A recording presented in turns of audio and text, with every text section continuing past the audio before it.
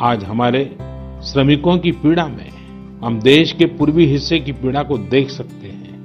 जिस पूर्वी हिस्से में देश का ग्रोथ इंजन बनने की क्षमता है, जिसके श्रमिकों के बाहुबल में देश को नई ऊंचाई पर ले जाने का सामर्थ्य है, उस पूर्वी हिस्से का विकास बहुत आवश्यक है। पूर्वी भारत के विकास से ही देश का संतुलित आर्थिक विकास संभव है।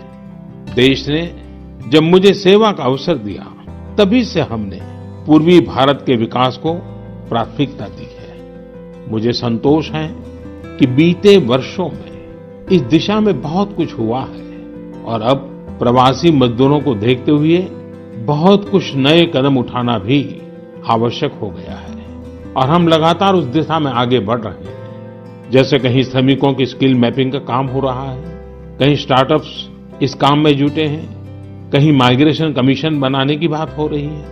इसके अलावा केंद्र सरकार ने अभी जो फैसले लिए हैं, उससे भी गांवों में रोजगार, स्वरोजगार, लघु उद्योगों से जुड़ी विशाल संभावनाएं खुली हैं।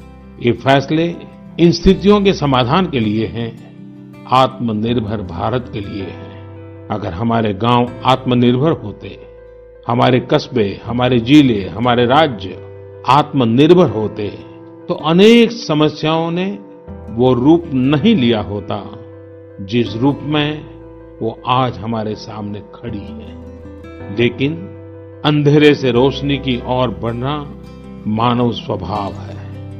तमाम चुनौतियों के बीच मुझे खुशी है कि आत्मनिर्भर भारत पर आज देश में व्यापक मंथन शुरू हुआ है। लोगों ने अब इसे अपना अभियान बनाना शुरू किया है।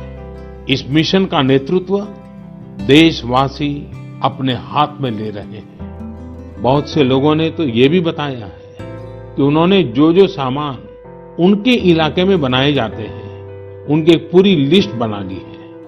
ये लोग अब इन लोकल प्रोडक्ट्स को ही खरीद रहे हैं और वोकल फॉर लोकल को प्रमोट भी कर रहे हैं। मेक इन इंडिया को बढ़ावा मिले, इसके लिए सब कोई अपना अपना संकल्प जता रहा है।